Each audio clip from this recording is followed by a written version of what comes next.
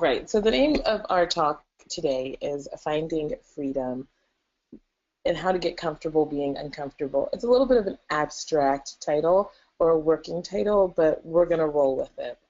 Um, and I'm going to move to this slide. So this is my introduction slide. I'm Grace Andrews. I don't know if a lot of you know who I am, and that's all right because you don't have to know who I am.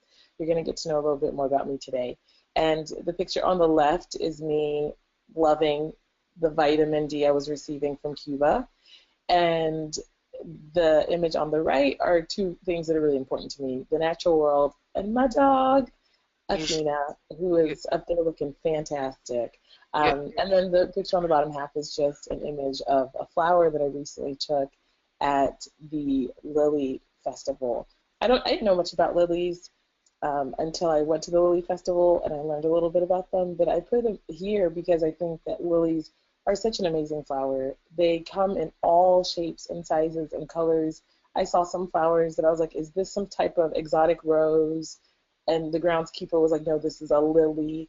And I think that that is very synonymous with who we are as a community of color. So we're going to start with this image. This image is it's another image that I took on my iPhone when I was feeling like I was going to be, the next big nature photographer, I guess, on a hike I recently took. And this is a quote from Harriet Tubman that I really, really, really love. And she says, I had crossed the line, I was free, but there was no one to welcome me to the land of freedom. I was a stranger in a strange land. I'm going to read that again because I think we really have to capture some of these words.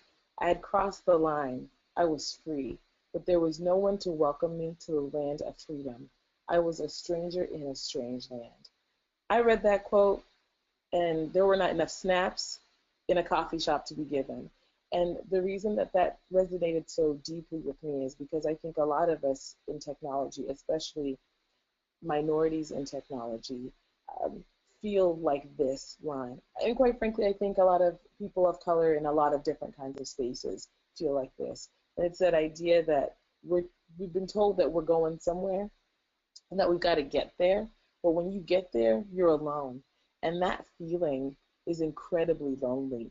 And looking around and not seeing people who are representative of you culturally, who don't even look like you, who may not even come from the same places or backgrounds that you do, that's an isolating feeling. And a lot of people understand what it's like to have to walk into those kinds of spaces every day for years and years and years, whether it's because we went to a predominantly white institution of higher learning or because we come from communities that are not very diverse or because our workplace is not very diverse. Whatever that means for us, there's a lot of sentiment here that resonates with a lot of people.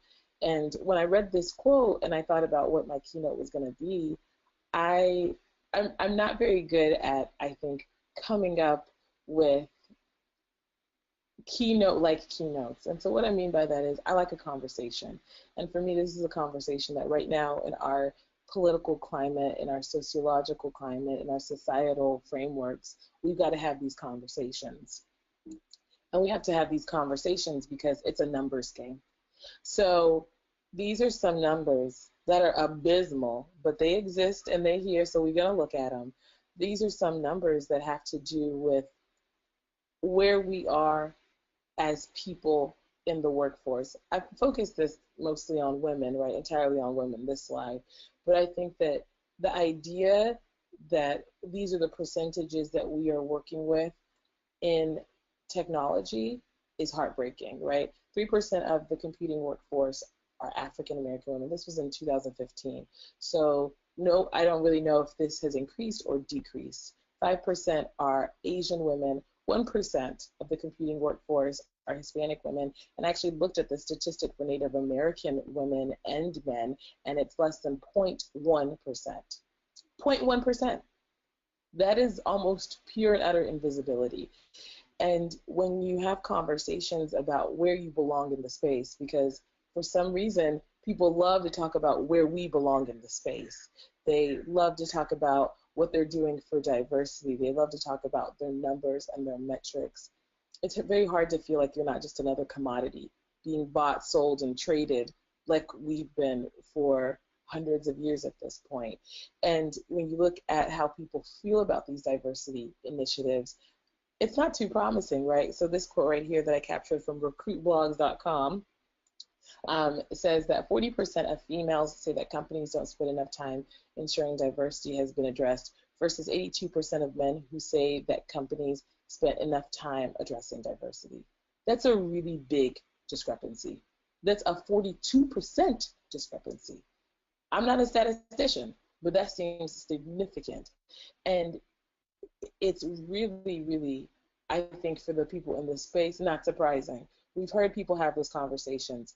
You know, for those of you who like to torture yourself and listen to the news or read the news or watch the news, we know that there's a lot of stuff happening that is about controlling, combating, and quite frankly, limiting and decreasing the power and the agency of people of color and, you know, racial, ethnic, and religious minorities. That is the rhetoric that's happening all over the world, not just in our country.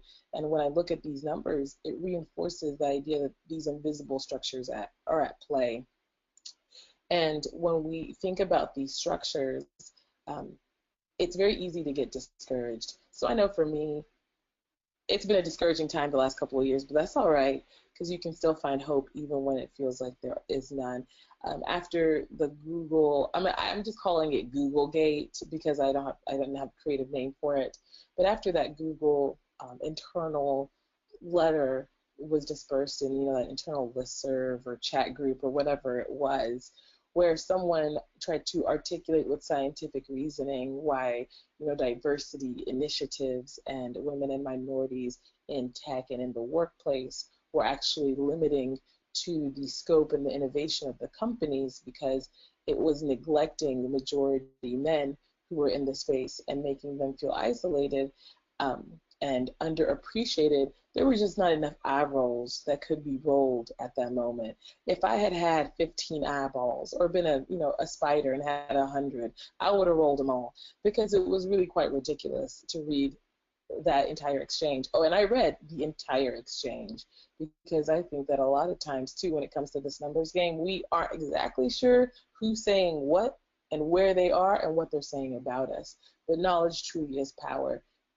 It's depressing to have some of that knowledge, but it gives us the freedom to start to make choices about what kind of uncomfortable are we going to be. And what do I mean by that? I mean that freedom is an abstract term that a lot of people define in different ways. But I've got to tell you that I define freedom as having the ability and the mobility to make choices for your life that are about your agency.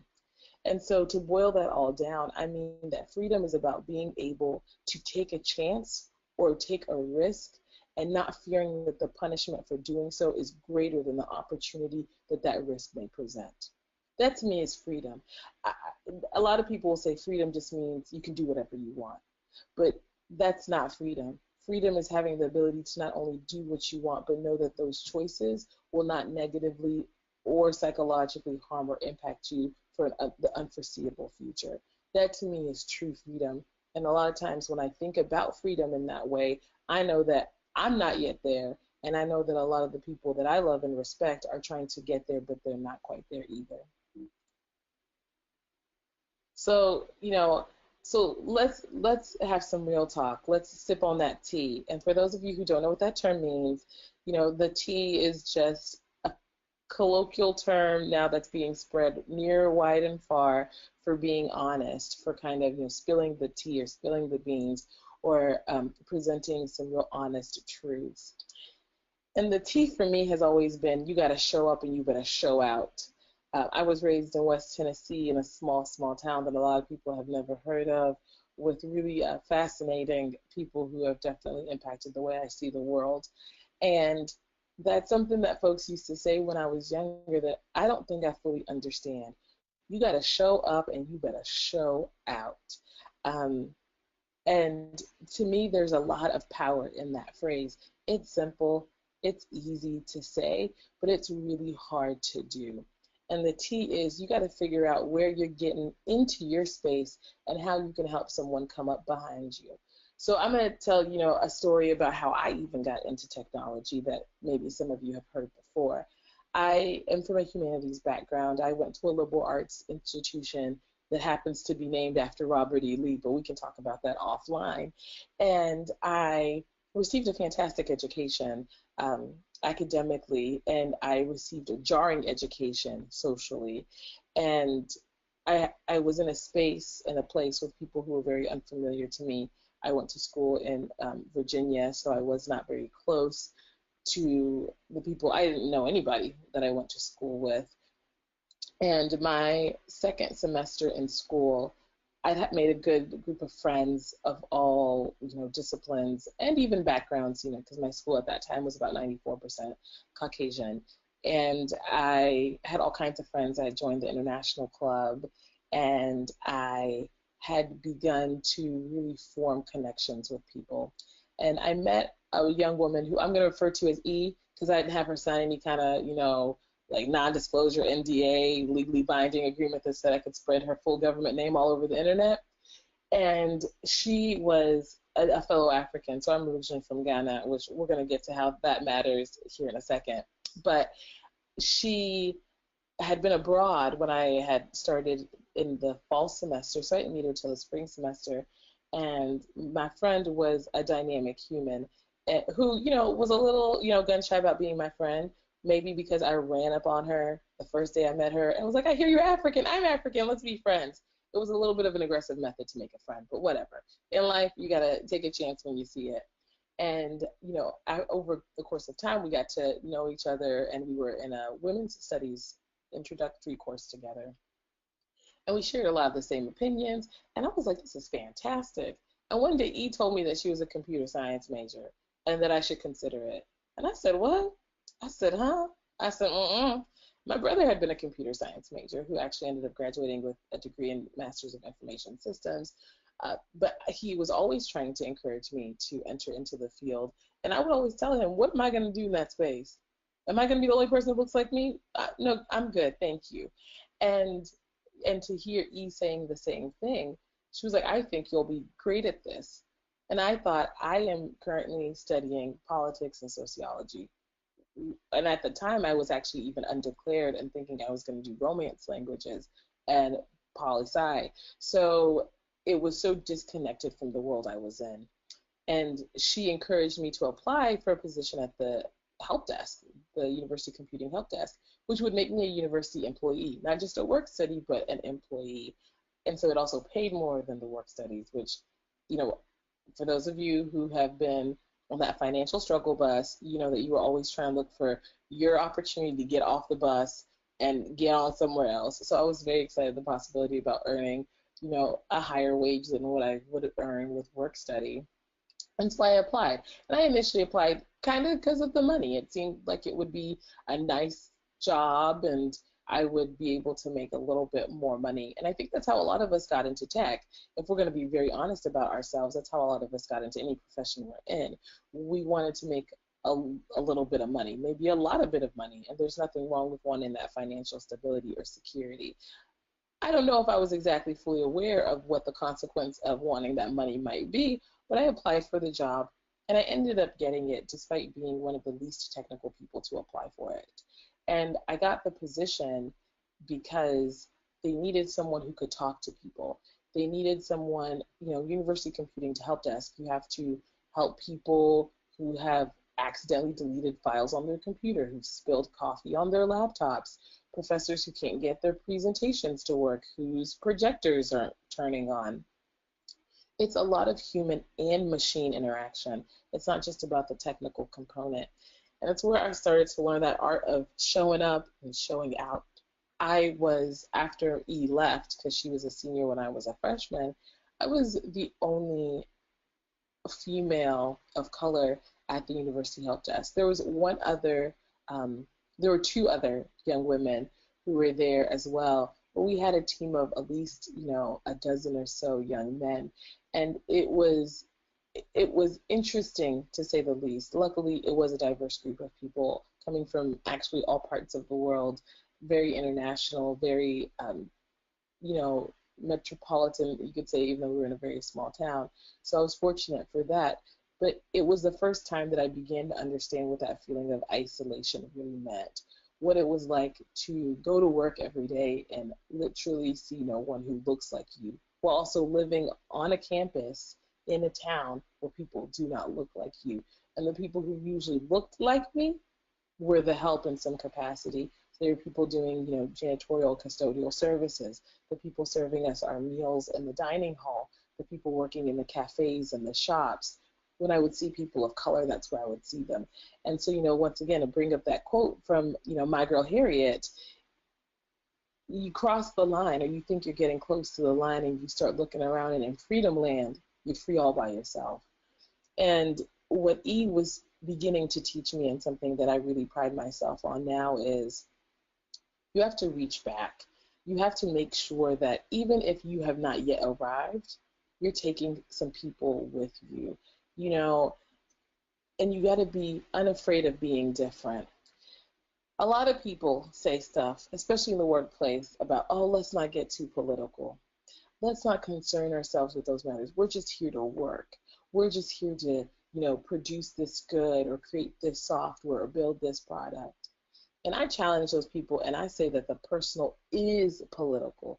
And my parents taught me that at a very young age. The image on the left is me, I believe, in third grade on picture day. I got that head wrap on. I'm feeling good. I was baby Erykah Badu. If I could sing, I would have sang in that moment. I was feeling it, okay? And then on the right is another image of me and my brother. I think we were probably getting ready to go to church or some sort of public outing. You see my brother is wearing a leather jacket shamelessly. I'm wearing kente cloth print, as is he. And we're just looking like two absolutely dashing, young, fly children. And as happy as we look in these pictures, we were actually a little miserable in both. I was miserable in both of them. These images are really powerful for me as an adult because I laugh at how upset I would become sometimes when my mother would insist on us wearing traditional cloth. Anytime we were doing something where we were in public, the philosophy of you better show up and show out came full circle. And my mother never said that phrase. She wouldn't even know that phrase. She would have been like, wait, young people say this, right? But it was a philosophy that her and my father were instilling in us very young. And they would always explain, you're different. You're different. Why would you pretend like you're not different, right? And not only are you different, you look different, you behave differently, you come from another culture, but you can still be equally a part of this culture too. There's nothing wrong with bringing your difference into your life or into the lives of those around you. And that's what I mean by the personal is political. You don't have to march if you don't want to. You don't have to sign petitions if you don't want to. You don't even need to necessarily go tell, your managers or your HR departments, I want you all to focus on creating diverse spaces or diversity engagements. That's okay. Not all of us are going to be young activists. And you don't have to be. Your life, it can be your work of activism. And so that's something that I really stress for people of color and minorities who work in this space. The personal is political. And to say anything other than that is to deceive yourself. But it's about how we show up and how we show out. It can be subtle messaging such as, this is the attire I'm wearing today. Maybe you want to wear a dashiki to work on a Tuesday afternoon. That sounds all right to me. And, maybe it's about asking your team members or your colleagues to volunteer with you at a program that's reaching out to young youths of color, like I do quite often. And I've been amazed at how many of my colleagues have not only obliged me, but have encouraged me and have asked me to keep asking them to show up and show out.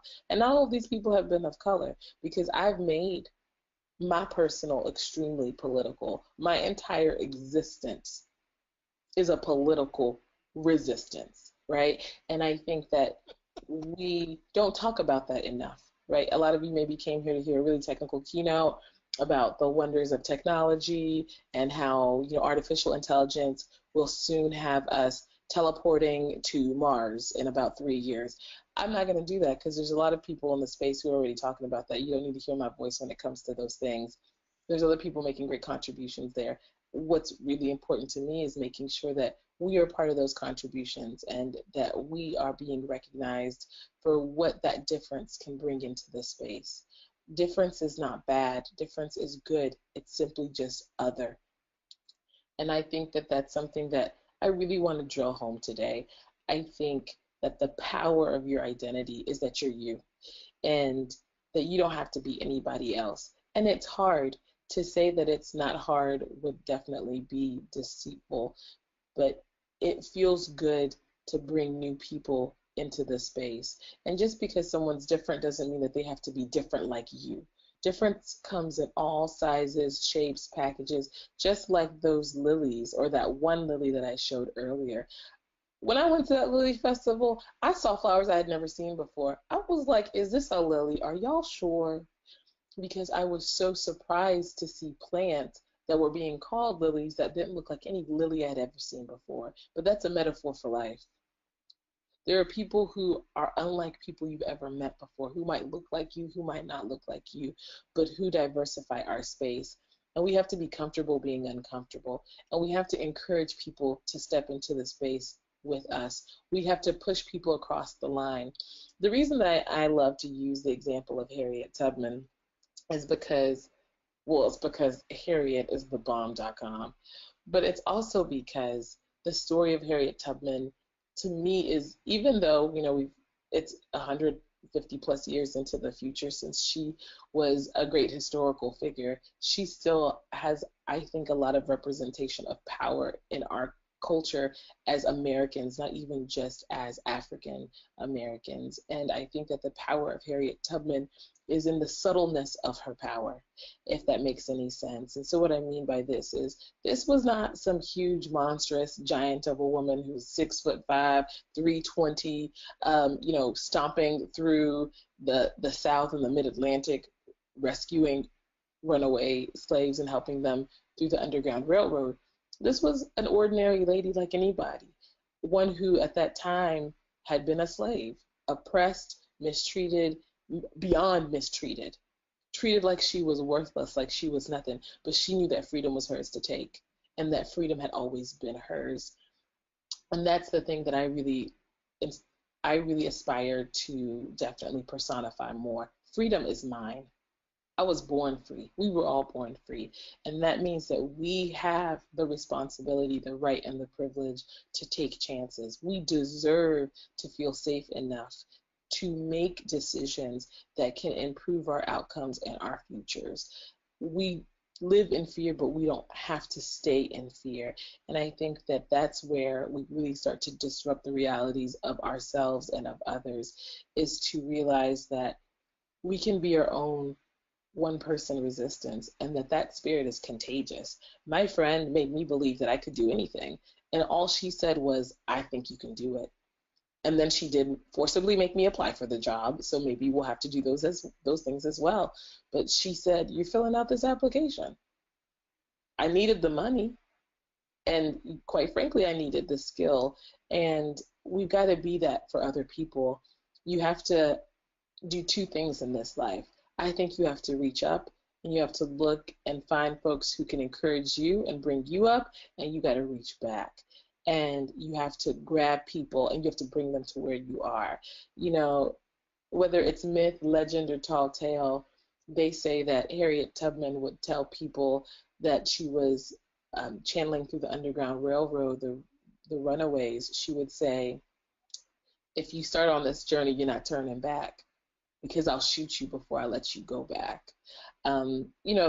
That's definitely Grace Andrews' synopsis of probably the real phrase that Harriet Tubman would have said, but I think that is incredible, because there's a lot of us who are trying to get somewhere, trying to cross that line, and there's a lot of us who are still scared. And for those of us who are trying to do that work, and for those of us who are trying to get the courage up to do that work, I think we have to push each other. I think in the workplace and in the private space that we all exist in, we've got to start telling each other how the personal is political, and we have to keep making opportunities and inroads for us to do so. Like Women in Linux, right? Here's a space that we can all gather in and we can have a sense of realness with one another, but we can also have a good time. Like Dee said, we're family. And family has to look out for each other. We have to take care of each other. And we're a part of a greater family, a human family. And we have to force folks to realize that we belong in that family. And we have to make sure that we're training ourselves, that we are extending ourselves, that we are making space for ourselves to learn and to grow and to become free. We deserve that risk. And so, I'll end by saying, in conclusion, with another Cuba photo, which you might not be able to see, so I'm going to go here and make sure I play it so that you can see it, is be you. I think that the one thing that I've spent a lot of my time running from was my true self.